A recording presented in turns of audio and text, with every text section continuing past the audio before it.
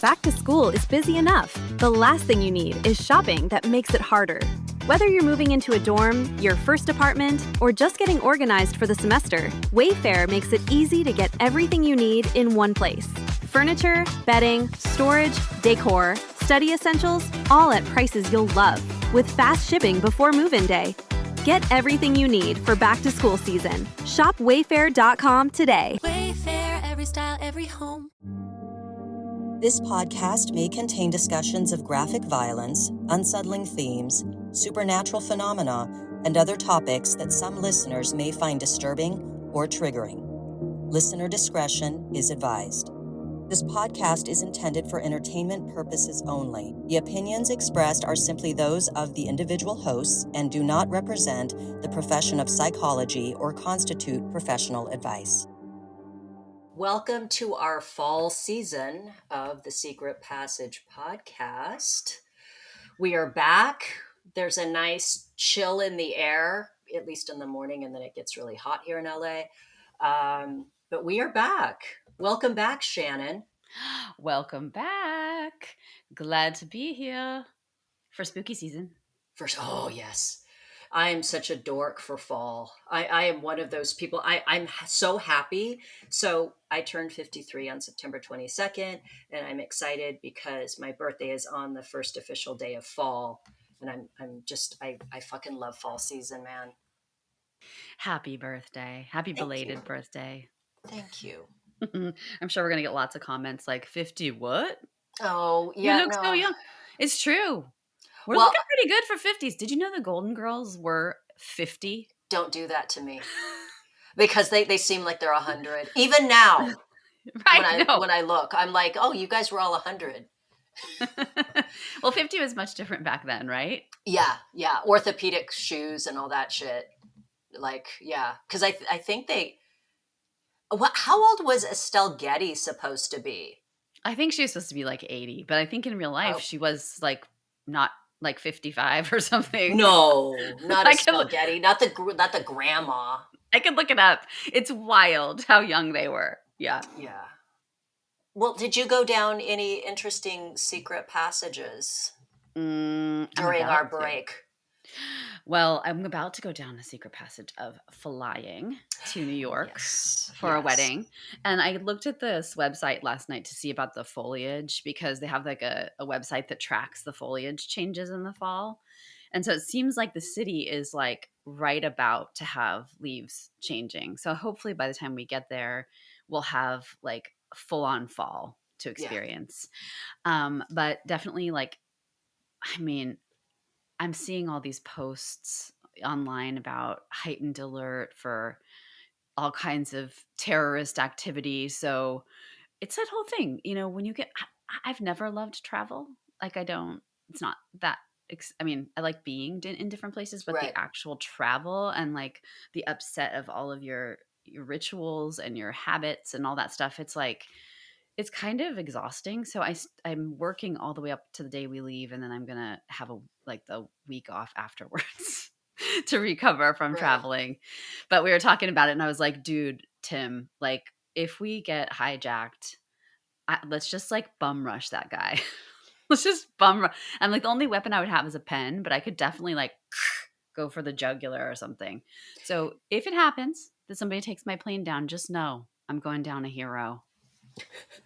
It reminds me of like, that was the funny, I don't want to say funny, but like, you know that this guy had the best sense of humor. He was probably so much fun to be around. The one that, wasn't it Flight 93 that crashed like nose down, right? In Pennsylvania? It was Pennsylvania, right? Yes. That guy, why am I forgetting his name? I just saw a post of him the other day. Yes, one's like, let's roll. But before that, he made a joke, apparently. I mean, I think they had cell phones or whatever. And I want to say that his joke was like, he like held up like a plastic knife and he goes, well, should we use this? Like kind of acknowledging like, well, this is what we got. But it was, he had a sense of humor. Yes. And I love that. Yeah. Fucking A. Yeah. Talk about grace under pressure. Totally. And I think a lot of people do rise to the challenges like that. I don't know if I'm one of them. It remains to be seen. I am kind of a fight. That's my first response is usually fight, not flight. Mhm. So, that's interesting to note. But it could easily be overwhelmed, by several factors. But anyway, how It's kind about of you? crazy. I'd just like to say Mm. that it's crazy that we're talking about plane crashes just before you're about to fly. That settles me. It makes me feel like if I think of it, it's not going to happen to me. Yeah, no, there's already been I don't know how many flights back and forth to New York, and Yes. yeah. Yeah. Oh man, How about me. you? Um, I feel like I'm being kind of dishonest if I don't say that the big secret passage, it was a secret passage for a good portion of us, is Charlie Kirk's assassination. And I was really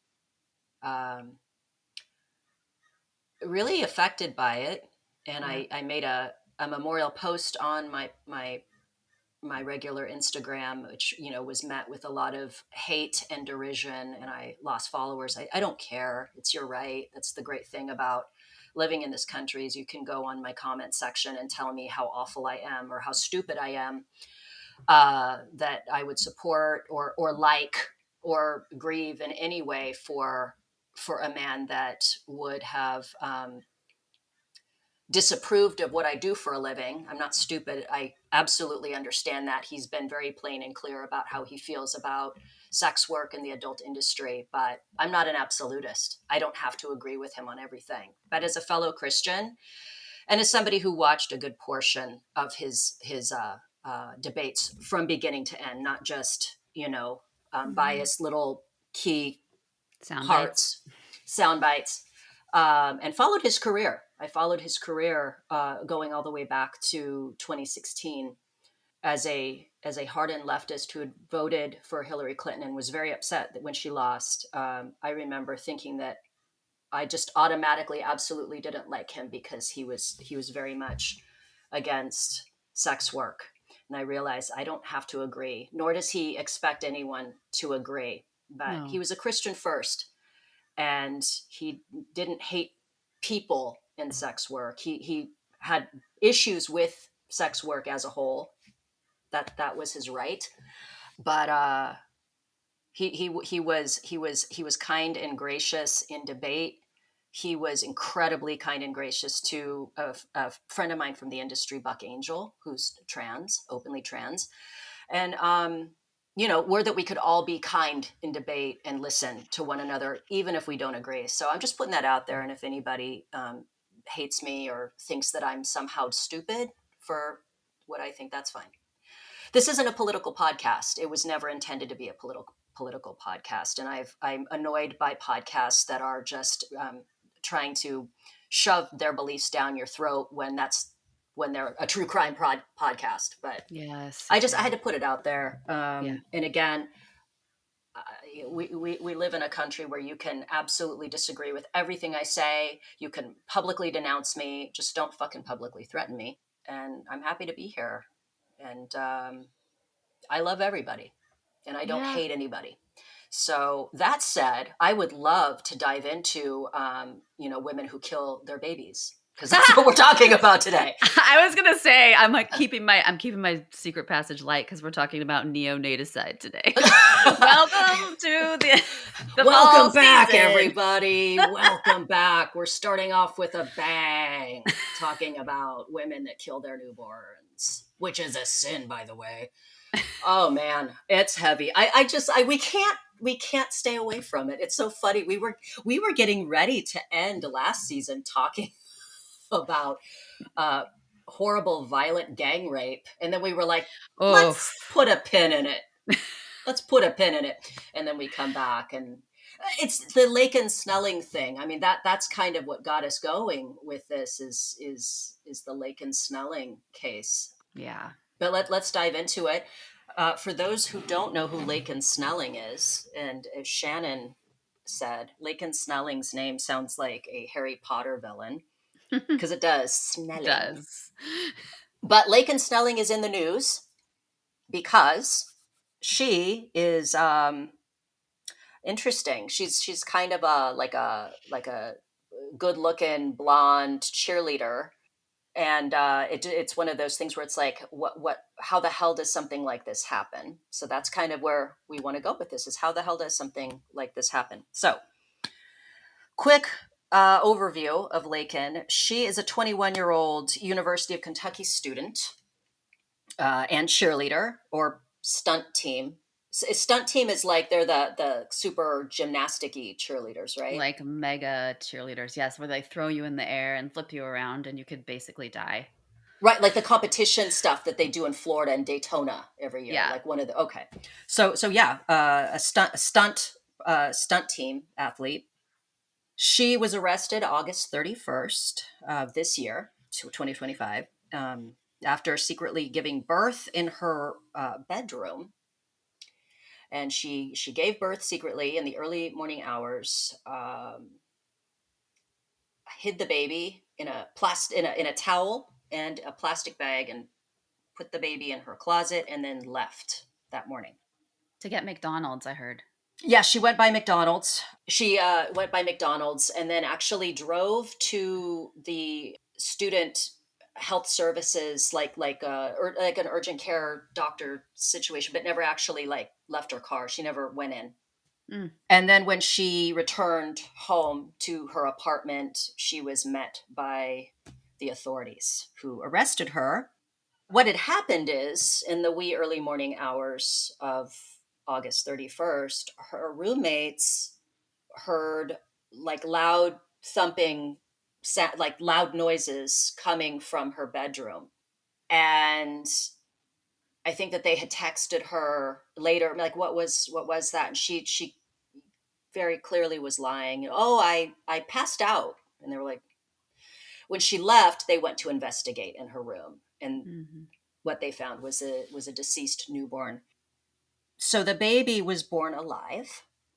And what Laken claims is that the baby was born alive. It made a whimpering sound, and that she fainted and fell on top of it. And then when she came to, the baby was deceased.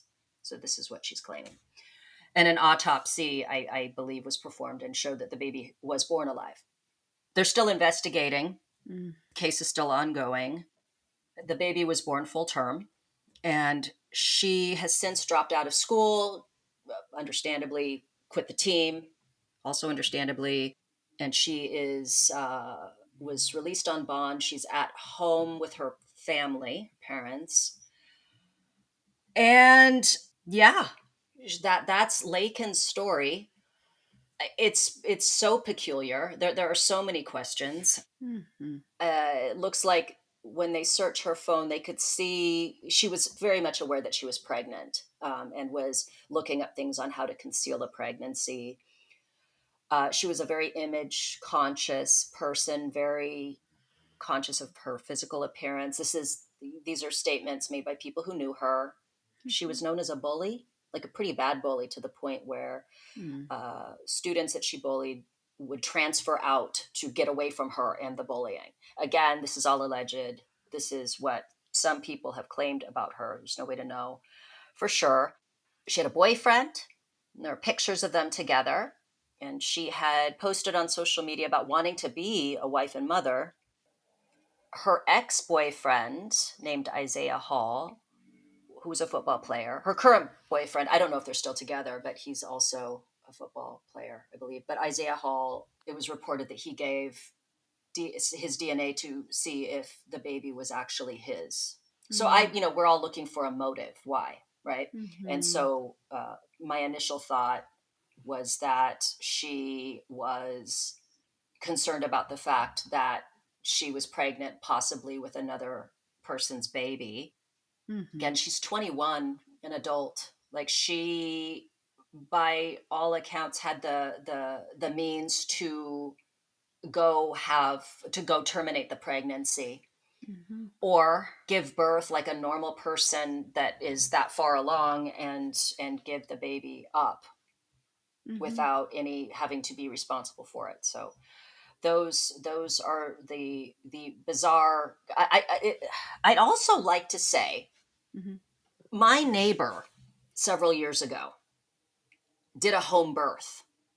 She had a midwife.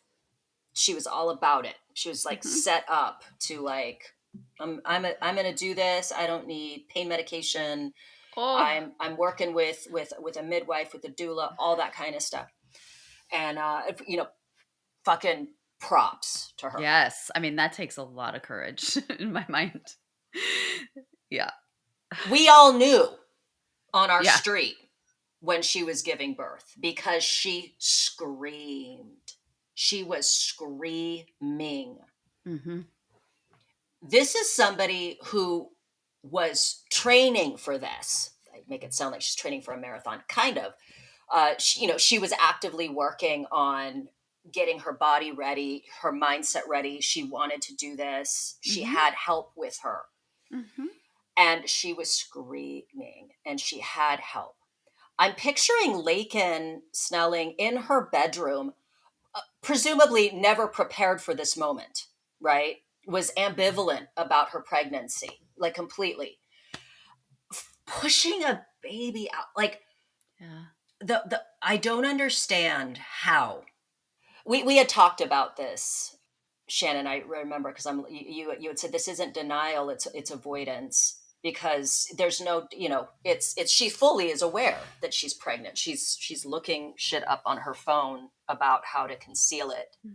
She was so obviously pregnant. There's pictures on in the Daily Mirror of her showing, and it is this bizarre kind of putting it off. I'm not going to deal with this now. I don't want to deal with this now. I don't want to deal with this now. I'll deal with it later. I'll deal with it later, until she's in labor. Yeah. I mean, it's like when I think about sort of through my lens, and people who look at like functional contextualism, right? Like all of human behavior makes sense if you understand a person's history and the current context. And sort of like one way of thinking about it is like how dinosaurs all look really different because of the environments they came Right. to exist in.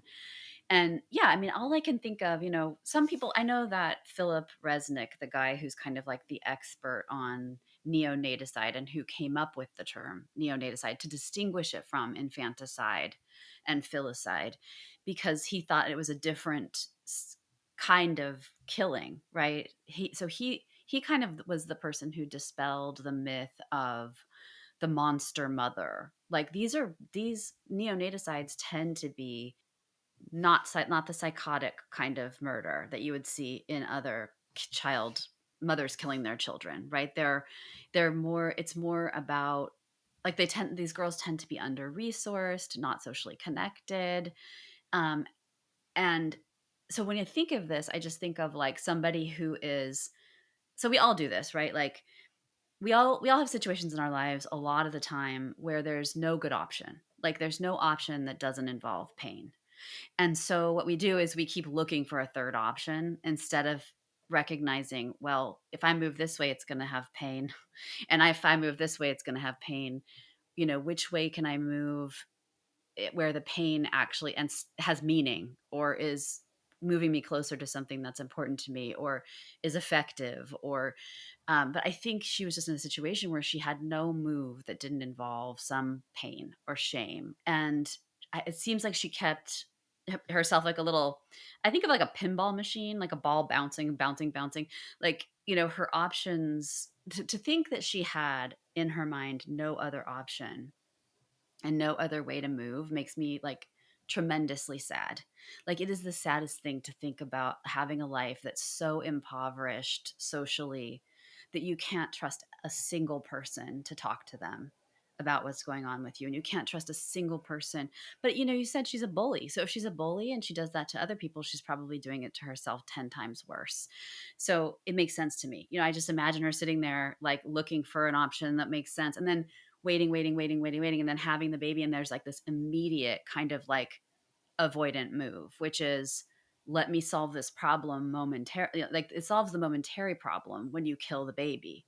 Like, there's a relief she probably felt in killing the baby, because then she doesn't have to deal with the shame of having a baby out of wedlock or whatever it is that was driving this. But like, it doesn't work in the long term, obviously, because now she's probably she might not go to jail actually, but she'll be tried for this. But I think it's about like solving the momentary problem, like, like relieving the anxiety of the moment, instead of being able to say, well, this sucks, and so does that. Having a baby would suck.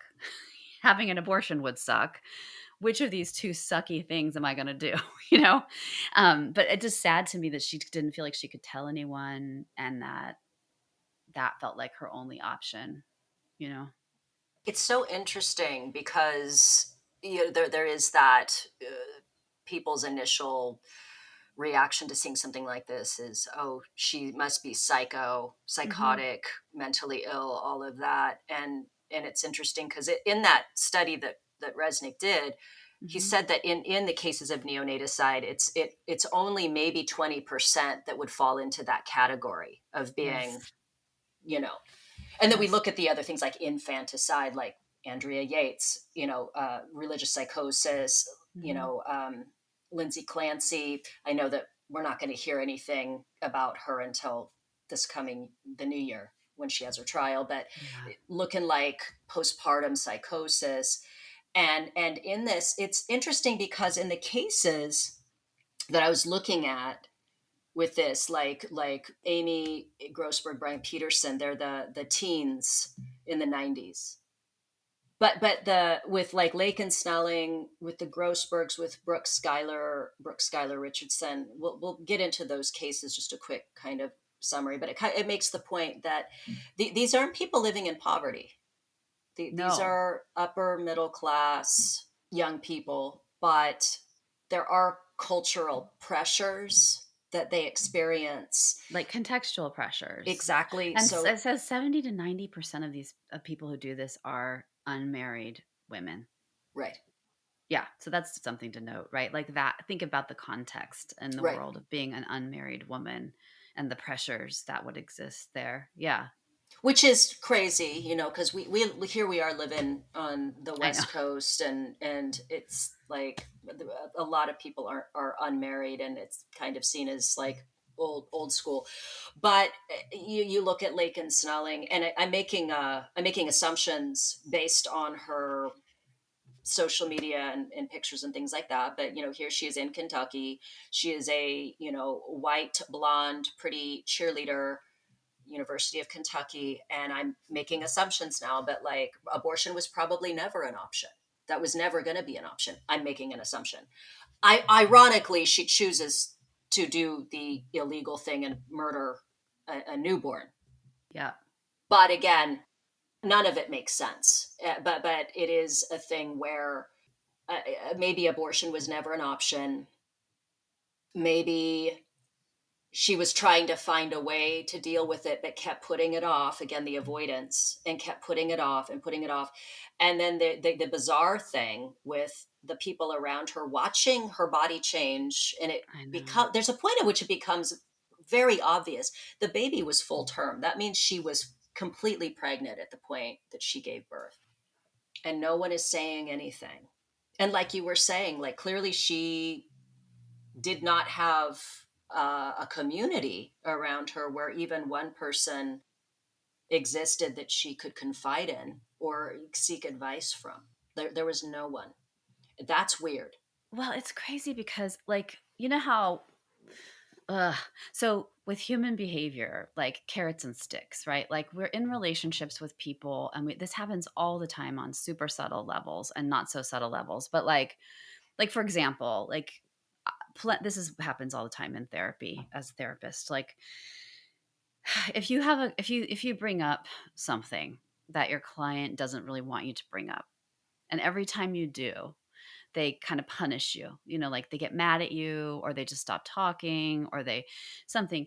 You eventually get trained by them if you're not careful to just avoid the thing. And that's what we do to each other in our relationships all the time, right? So I can imagine a hypothetical situation where she's with someone and they're like, noticing that she's a little bit, but she might have already trained everyone in her life not to dig, not to ask questions, not to get personal by stinging them a little bit each time they did, right? Or like blowing it off or saying something shitty to them because they said it to her. Just a little bit of punishment goes a long way. And people, generally, your friends and your family is maybe a little more sturdy, but your friends kind of scamper away, at the first sign of like displeasure. If you ask them, you ask someone something, it's very easy to shape people's behavior that way.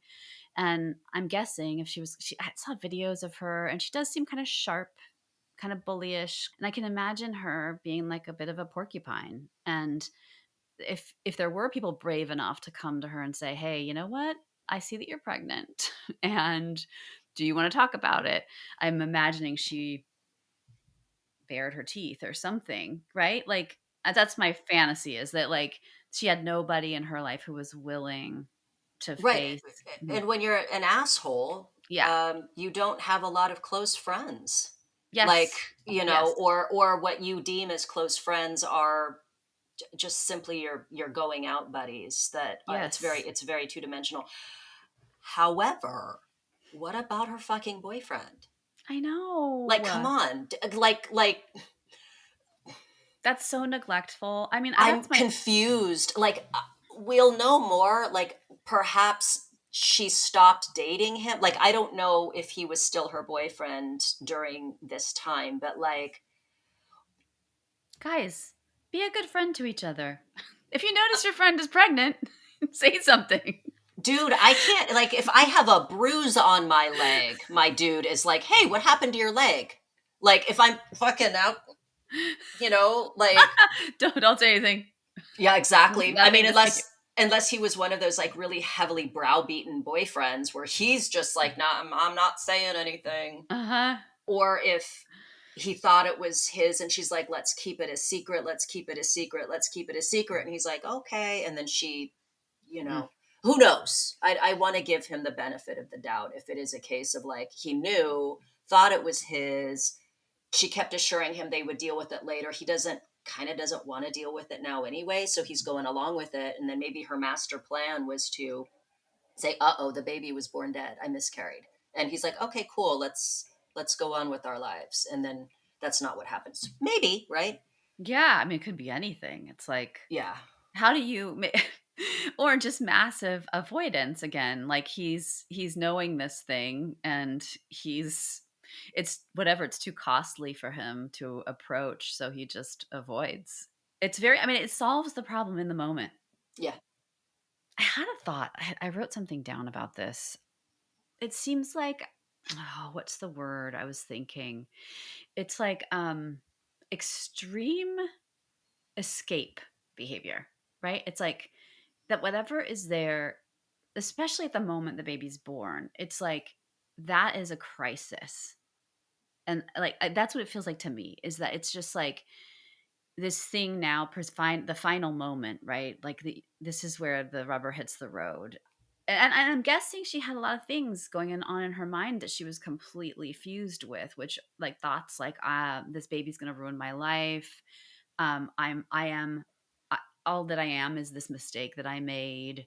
Like all kinds of stuff that she was just thinking and buying, and that consumed her, and she could see no other way. Otherwise, I can't imagine why anyone would do something like this if it wasn't a matter of like fight or flight. Right. And Mhm. we've discussed this many times just in previous episodes with our insects episode and with the Vietnam episode we did, which is the dehumanization that happens as a means to preserve your own survival. The Yeah. only, you have to view the enemy as not human. And in Yes. that moment, I'm imagining her just looking, because again, for her, this infant, this newborn is an extension of her. It's not a separate being. It's an extension of her. It's a problem. She dehumanizes as a way to, I'm assuming she probably suffocated the baby. That's my guess. If she's claiming that she fainted on top of it, it was probably suffocated. But it is a dehumanization. It's the enemy. Yeah, yeah, It's the yeah. enemy. It's going to destroy her life. Yeah, like the psychoanalysts would say it's like splitting. Right. But it is, I mean, we do this all the time in those kind that's so this is fascinating because these people can be super functional in their own lives. And it really points to how all of us, the way our minds work, it's so powerful to have an idea and to buy that idea completely to the exclusion of everything else, especially when that idea is something that creates this sort of urgency around like it's life or death, Hmm. right? The power of thoughts is just it's I don't know. I feel like that in this case that's something to sort of marvel at, that like they can be so sticky and we can believe them so wholeheartedly and we can feel so without options that we can do heinous horrible things. And also sometimes we're not thinking when we're doing them. I'm thinking about like war, when somebody grabs someone and uses them as a human shield, right? Instead of like Right. running to the front lines. You just in that case it's like how much control do you have? And then in her case though, it's like it was prolonged for 9 months. So I don't know, there were times in there where she was Googling things, right? Where it wasn't fight or flight, where it was like finding resources, but finding resources to aid and abet her avoidance versus like resources to help her, you know. That is the fascinating part. Is 9 months is a long fucking time.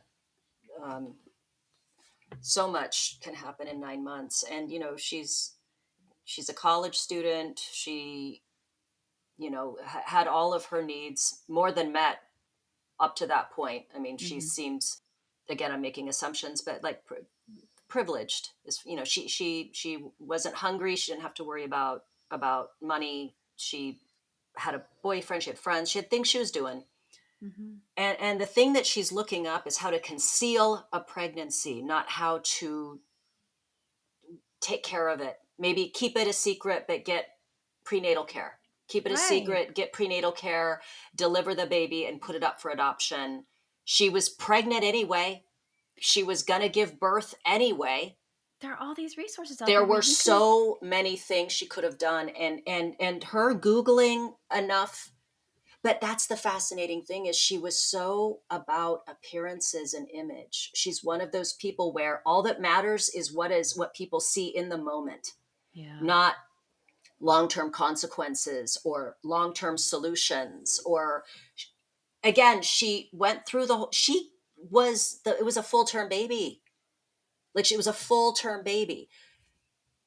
She could have given birth somewhere secretly. Like, there are Dude. resources, there are fucking resources, and it's wild to me. But it goes to show the mindset.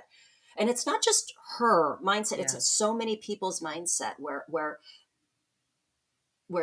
all that matters is the illusion that's presented. All that matters is right now in this moment, and Yeah. getting away with things in this moment. It's crazy. That's why her case is so perplexing to me. She's 21. She's not stupid. Yeah. It's very, very strange, and I feel like it's such a product of the time now.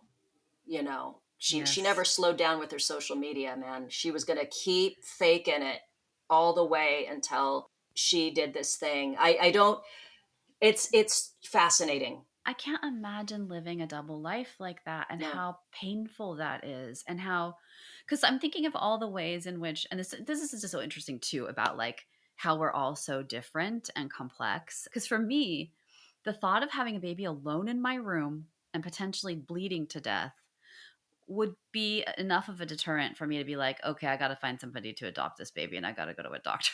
Like that would have been enough for me. But for whatever she was facing, she put herself into some really sticky, awful situations to avoid it.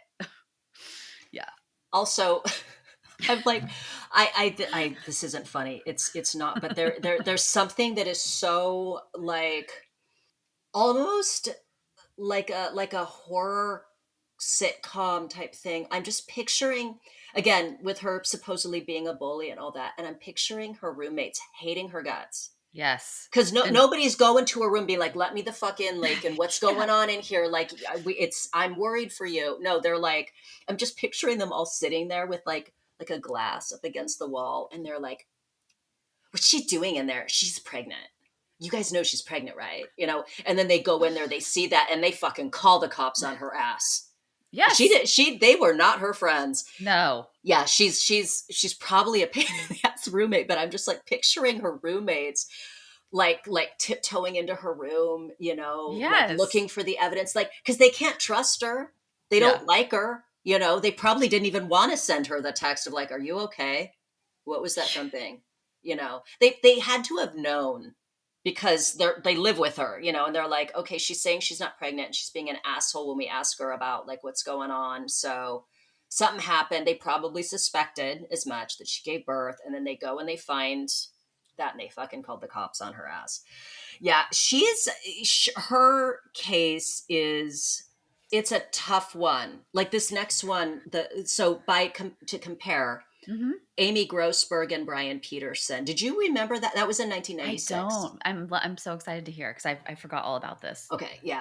I remember reading about it in 96. And so again, for anyone that doesn't remember, here's a quick summary. Okay, so this involved two college students. Oh, they were college students, who they were 18, who secretly gave birth to a baby in a motel and disposed of the newborn, leading to manslaughter charges. In this case, they were young. This again is societal pressures. They were like upper middle class kids. So Amy and Brian were. I have friends named Amy and Brian, so it's weird to say this. Both 18. They were high school sweethearts, both of them from affluent families. They were attending different colleges. And in Mm-hmm. November of 96, Grossberg gave birth in a Delaware motel room after hiding her pregnancy. The couple allegedly placed the baby in a dumpster. It was found deceased.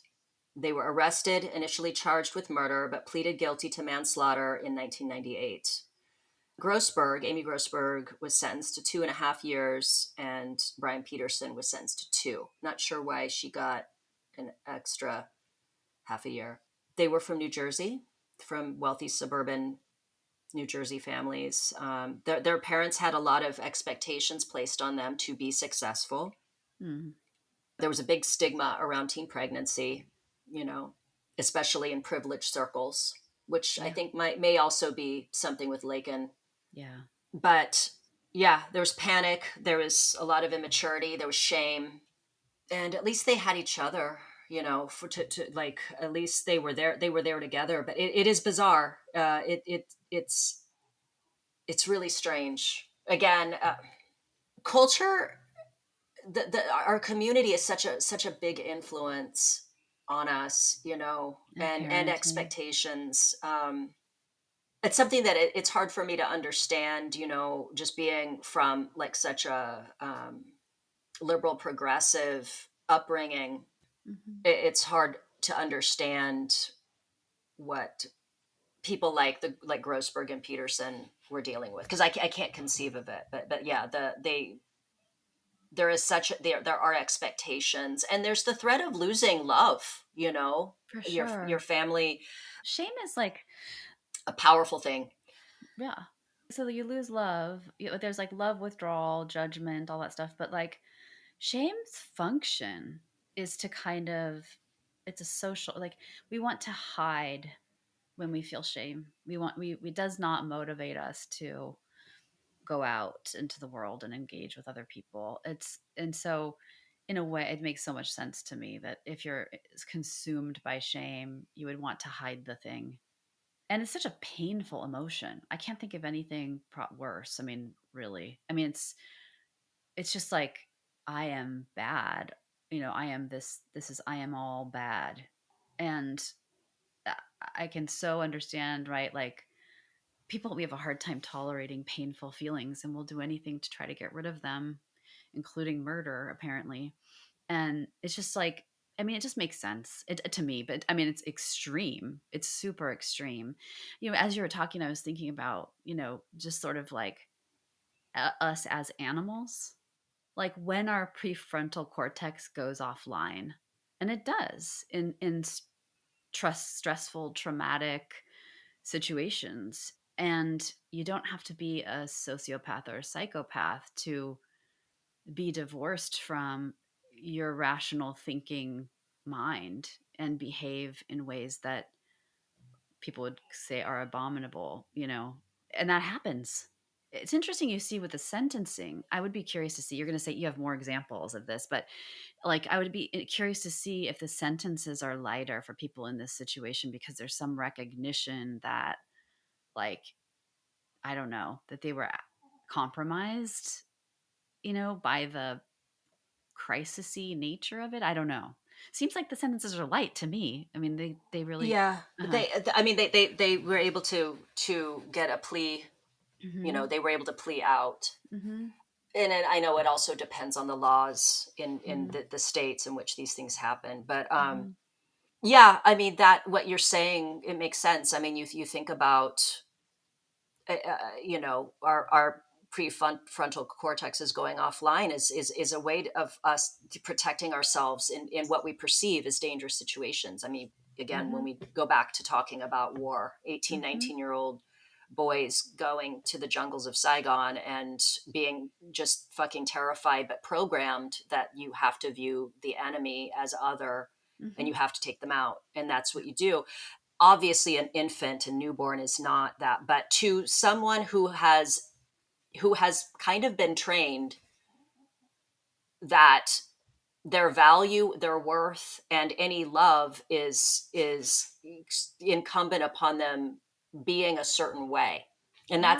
that's for the Grossbergs. I mean, that was heavily emphasized, Wow. was that there was just they couldn't talk to their parents. Yeah. They felt that they couldn't talk to their parents. Have no idea what Laken Snelling's family, again, where this is still an ongoing case and we can revisit it later when more information comes out. But the choices that they made just seem to indicate that they saw no other way out. Again, with Laken, I'm a little yeah, I I have know. a hard time with that because again, she's looking up this other shit, I know. It's just, but that's the thing, is so interesting, like so sticky. Like, and we all have our version of this. Like, I have things I just like firmly, it's like relatively unconscious. When I say unconscious, I just mean I'm not aware of it Right. functioning. It's functioning and I'm not aware of it. This happens all the time. Like just a sort of belief, like my life is over if I have this baby, and then it really narrows like your repertoire to a point where like you really literally cannot see another way. And you need another person usually to help you see another way, right? You need to like have somebody punch through that wall of secrecy and say, look, there are other options. It's okay. Like, I will help you, like, but it's like she was so tight, her little image and whatever. Like, that's the danger of being you know, being that way, is that you are stuck in your own mind and you get no input from anyone else. I wonder with Laken, to go back to Laken, Mm-hmm. if she's thinking moment by moment. So it's like, how do I hide this? How do I disguise my pregnancy? How do I disguise my pregnancy? I'm Mm-hmm. surprised that fucking Google didn't pop up and go, if you're Yeah. pregnant and is scared about giving birth, please call, what like they do if you look up Yes. anything related, just even just tangentially to suicide. It's like, if you need help. I'm surprised Yes. that Google didn't go, are you pregnant and possibly gonna commit neonaticide? You hear that, Google? Because apparently this is an ongoing issue. No, but to be For fair, reals, though. Yeah, yeah. possibly she's thinking in the moment, and because she was so avoidant about addressing anything, I'm wondering if she went into labor and it surprised her because she wasn't ready. She wasn't ready Mm, to address, like, okay, I'm gonna end up having to give birth mm. at some point, and when that happens, I will go and deal with it. Then there's the case of Brooke Schuyler Richardson from 2017. Were you familiar with Brooke Schuyler Richardson? Okay. I think so, but tell me. Yeah. Like Laken, Snelling, Brooke Schuyler Richardson, total cheerleader name, was a cheerleader. She's a high school cheerleader.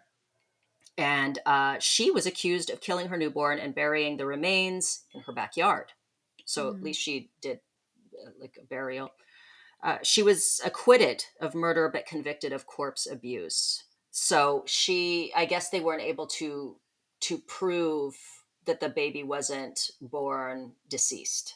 Wow. Okay. So Brooke Schuyler Richardson, she was 18, from Ohio.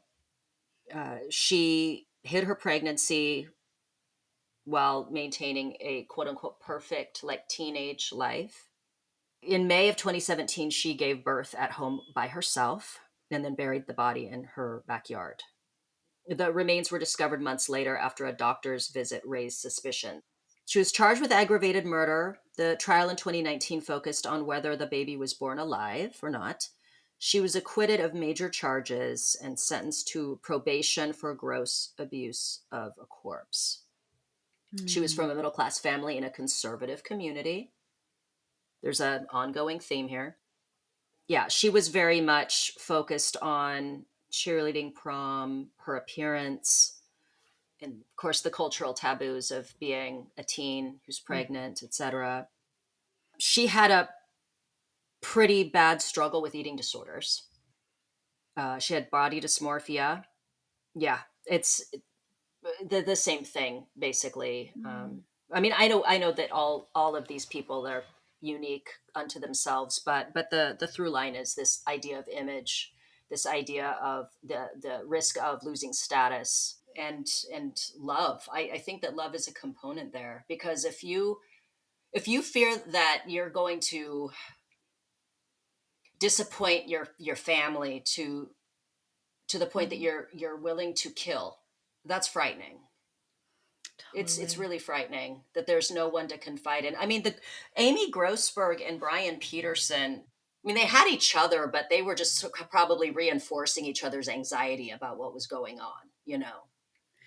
Yeah, and just thinking about how important, for all of us, our relationships to ourselves Yeah. and our relationships to others are, and like in terms of how, okay, I don't want to get too complex, but like how we put things together in our minds in terms of like rules and see, I could see being from like a liberal background and being a teen or a person in college and getting pregnant and feeling completely like anxious and full of like dread because having a baby young would take you away from your cohort, because your cohort's like going to college and going to grad school and getting married later and doing all these things that are like culturally, I don't know, endorsed or practiced by the people in your culture. Because, like, for me, when I was in college, all my like liberal friends were, no one was getting pregnant and getting married and having, and start, they were all like,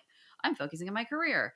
And it would have felt like a huge loss to me if I had, had to have a baby. I'm just thinking about like just the different pressures that we feel based on our own, how we see ourselves and how we see ourselves in relationship to others.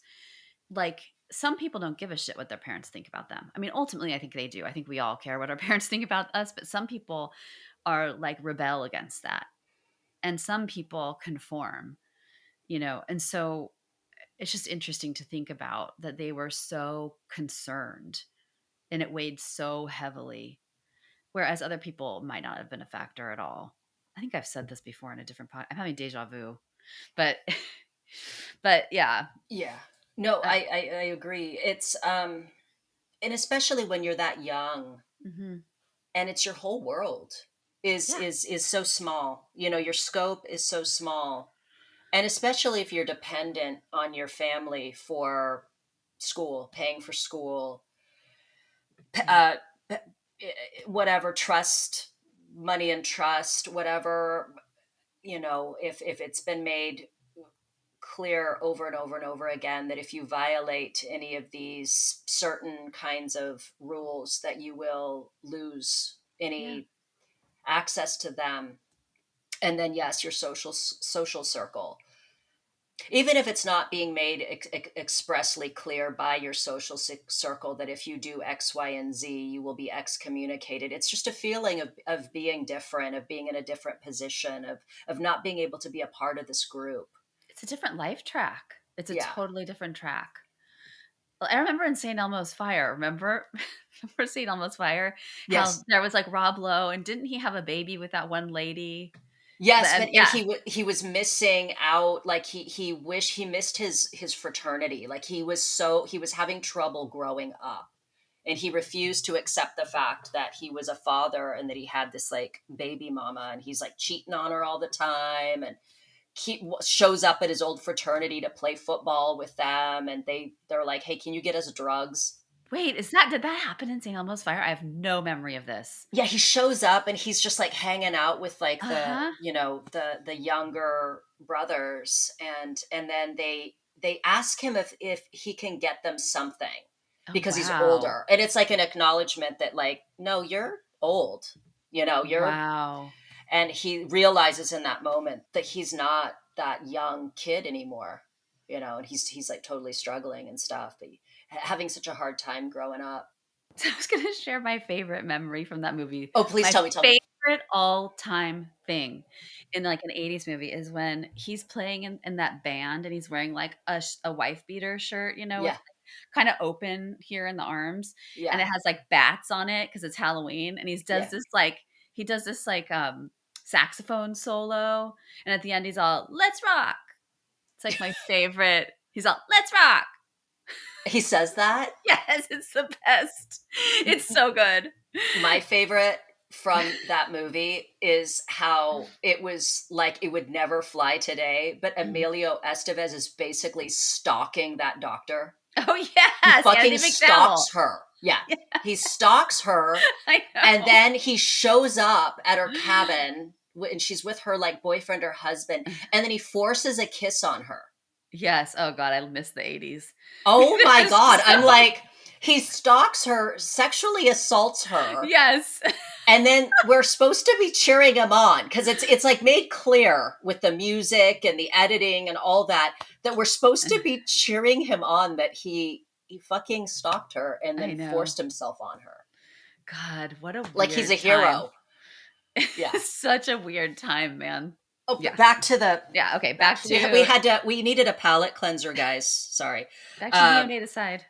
let's talk about this one, which is a little crazy. This case. That, by the way, there's an A&E like little documentary you can find on YouTube about this case. This is the case of Gail Eastwood Ritchie. Mm. It's a 1963 case. She was convicted in 2014. Summary is Gail Eastwood Ritchie is a woman who killed her newborn in 1963. She was a teen at the time. She hid the body for decades until DNA evidence led to her arrest. She pleaded guilty to involuntary manslaughter. So she was 16 at the time. Mm. She gave birth by herself in rural Indiana. She allegedly suffocated the baby and abandoned the body in the woods. It was found soon after, but unidentified. It was called Baby Boy Doe. That's how Mm. they referred to him.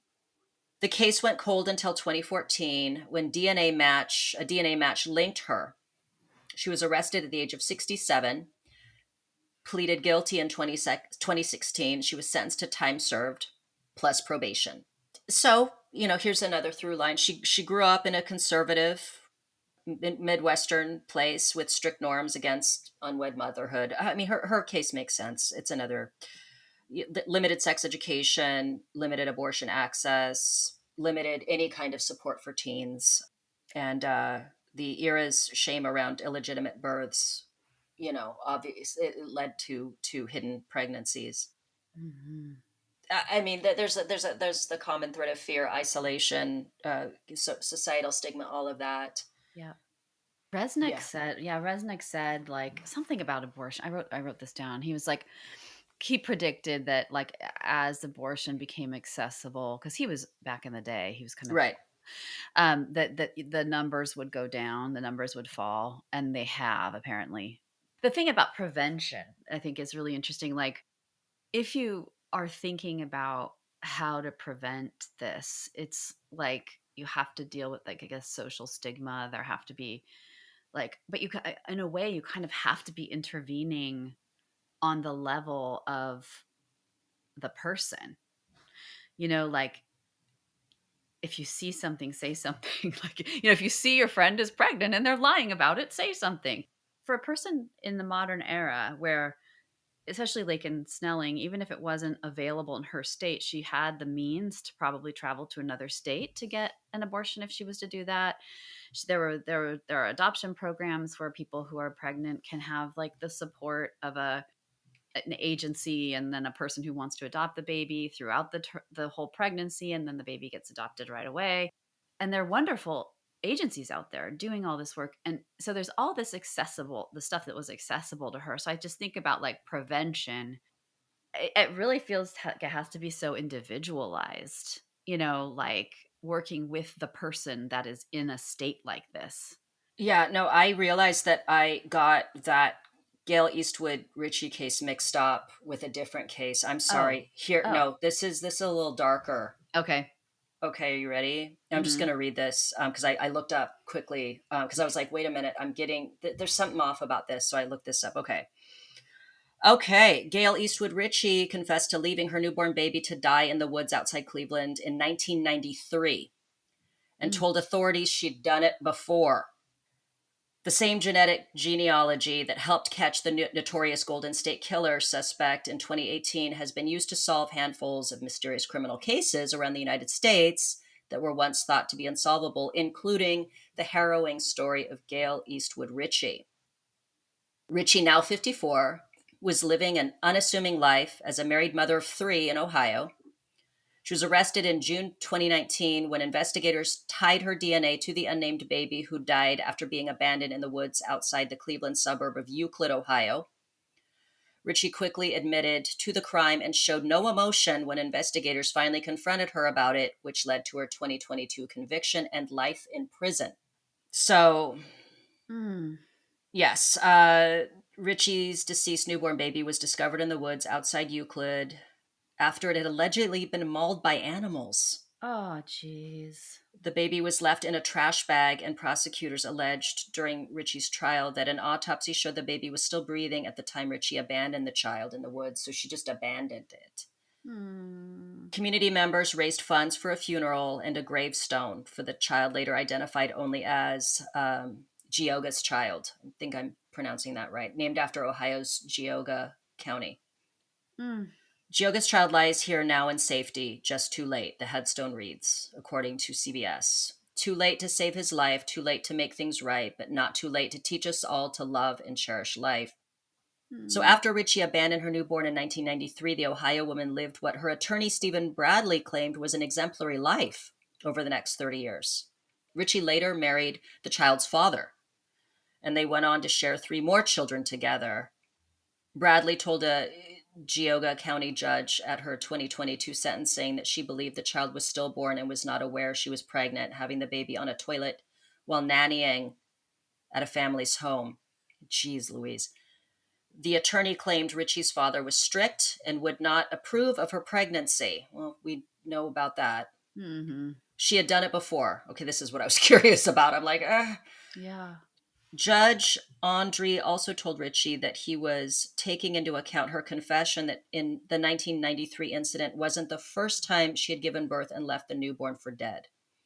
So this is a People magazine. People reported that after investigators approached her about the 1993 murder, 26 years after her newborn was found dead in the woods, Ritchie told them she did the same thing with another newborn child she gave birth to about 2 years prior in 1990 or 1991. I think you knew what to do because you'd done it before, Andre told Ritchie, according to CBS. Calling you a monster who deserves life imprisonment is not an exaggeration. So that is Gail Eastwood Ritchie. I'm a little tripped out on the fact that she did it like it happened another time. That's crazy. Yeah. Yeah. Yeah. Yeah. Oof. Yeah, so there was that. Those are the ones that I found. Mhm. It's so interesting. I think I told you in our messaging back and forth that there's something. It reminded me of the mortuary case that happened in Colorado, where Mhm. this mortician guy. I may be remembering this incorrectly, listeners. If any of you guys are familiar with the case, you can send us a message saying, "Oh, this is what you're thinking." But something to the effect of, he was essentially stealing money, promising to cremate these bodies, but was like stacking them in his basement, and Just being lazy. like just giving urns filled with like powdered like concrete or dust, like other things, but not actually cremating these bodies, and then just taking the money. And the bodies were stacking up, and we're starting to, eventually the smell is what led to the place being investigated. And it is a thing of like, dude, at a certain point you can't keep avoiding this. Yeah. I mean, first of all, it's wrong what you did, but also this idea that he could just keep putting this off. Like Yes. like it's wild to me. And it's a similar idea of like, you keep putting this off. Yep. I mean, granted, what he did was greed. And it's bizarre, and it's greed. Whereas with these girls, women and girls, it's born out of a fear and an anxiety, and a different kind of avoidance. But it was that thing of like, at a certain point, this is gonna have to be addressed. Well, yeah. Yeah, It's a good metaphor too because like hoarding dead bodies is pretty grotesque and would evoke a disgust response in most people. And you would think and same with this aversion for 9 months. It's like the pain of the duality or something like would usually register with most of us as like so aversive that we can't really keep holding it back. We have to like tell someone or we have to, so it's just it's wild that whatever that what yeah that it just wasn't strong enough to evoke some kind of other response. And then to be caught by other people who were obviously the signal, what they caught the cue and they were like, whoa, piles of yeah, dead bodies, let's address this. Yeah, just I think it's like this also just points to how complex we are and how, like, including the woman who had two, so she had two babies that she killed and then she went on to marry the guy and have three kids with him and live happily ever after until this point, right? yeah, So you can see how like the context shifted at a certain point, right? Like, so for the first two, something was there that was sort of that led her to do this. The situation around her was impinging on her in a way that she felt like that was her best move. So something must have shifted. Like maybe they got married, maybe they were older, maybe she got a commitment from him. Who knows? And then that totally shifts. And you see that with women who have abortions and then later have babies. yeah. Just you think about the human mind and just how many permutations there are. I still keep going back to, I think about my neighbor giving birth and like just Hmm. screaming because it's painful, but she wanted it. Yeah. She wanted to give birth. She was prepared going into it. And I'm imagining like Laken Snelling, Amy Grossberg, Ugh. Brooke Skylar Richardson, that Gail Eastwood Ritchie, like, you giving birth and you don't want it. And like, fucking A, it's gotta hurt extra bad. Unless they're that just shut down. Do you know what I mean? Yeah. Like, unless they're just that fucking shut down, where they're like completely removed from, you Or know. relieved. Like I wonder if there's some aspect of it where it's like, let me put an end to this problem. Like the crisis is the baby and like what it means. Like and there's something that can be done about that now. And I imagine that like but that moment though it's like that's the pivotal moment. Like you pick your move. And it's so sad. I would never want to live in a world where I in a mind. I would never want to live in a mind, have that mind, a mind that's so rigid that can't, you know, face fear, face difficult things, ask for help. I don't know. It's just awful. I mean, I hope that like I mean I have no idea Mhm. what the reaction was, but I would hope that like Laken, Snelling, Brooke, Schuyler Richardson, the Grossbergs, like all their parents or families would Yeah. look at themselves and go, "What happened that my kids couldn't come to me Yes. and ask me for help? Like, what did I do wrong in Yes. this?" And their friends too. And their teachers and whoever else, their cheerleading coaches, like, Yeah, like the silence around, unless Laken Snelling was that big of an asshole that her own teammates, coaches, people she thought of as friends were too afraid, or she was gaslighting them up the wazoo, like yelling at them for asking if she's pregnant. She's just put on a few pounds. How dare they body shame her? And they're like, "Oh yeah. shit, I'm sorry." Yeah. Like, who Yeah. the fuck knows what happened with that? Yeah. But at the end of the day, like the families, Yeah. because even if Laken felt like, oh, everyone at my school, they're going to hate me, they're going to judge me, I don't, she not being able to go to her mom or her parents or whatever and say, I need help. Like it's that thing where it's like you need to be the parent your kids need. Yeah. I mean, The ones that, honestly, yeah, we can see her. I think we can see her parenting in her. Like, right?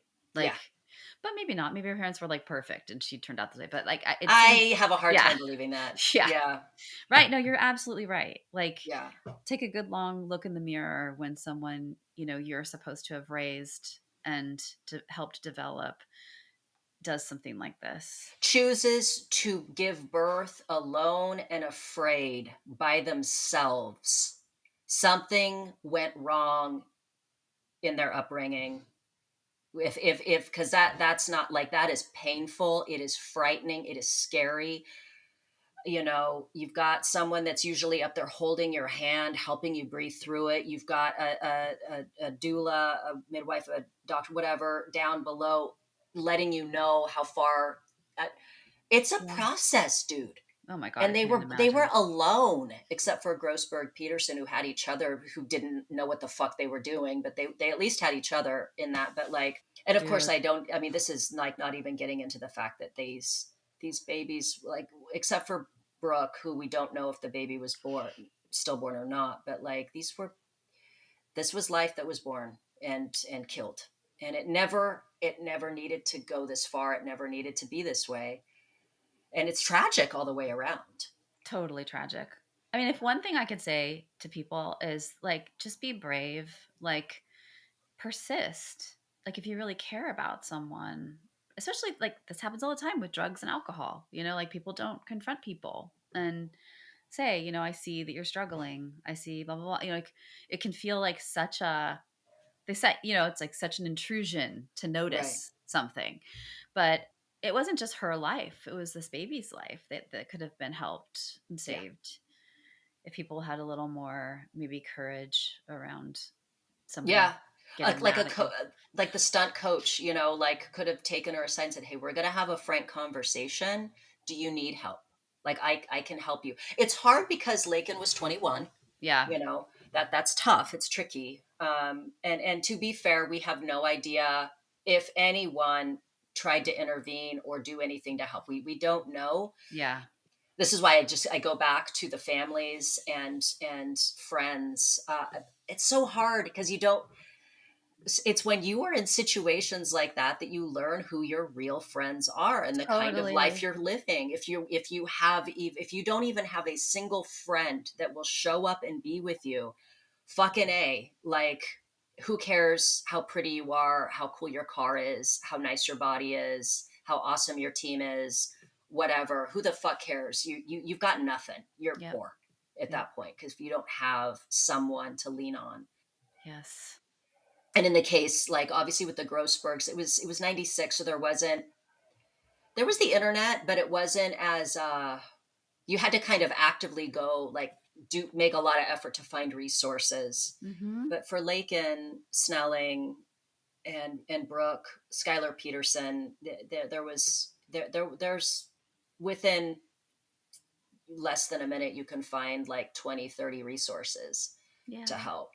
But yeah, anyway, welcome back, Shannon. I just love talking about this stuff. I know. Welcome back.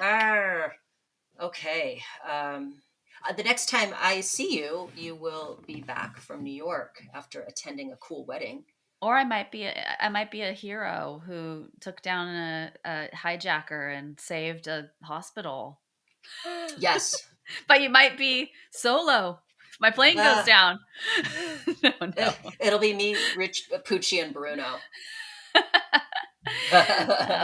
It's so good to be back. Yeah. Well, guys, you know the drill. Please like and subscribe. Leave us a comment, even if it's mean, on Instagram. We are at Secret Passage Podcast on Instagram. We are at Secret Pass Pod on X. And let us know if you have topics you'd like us to cover. Otherwise, we will continue in our way, finding stuff that is morbid, a little disturbing, but important to talk about. Thanks, gang. Thank you. See you next time. Bye-bye.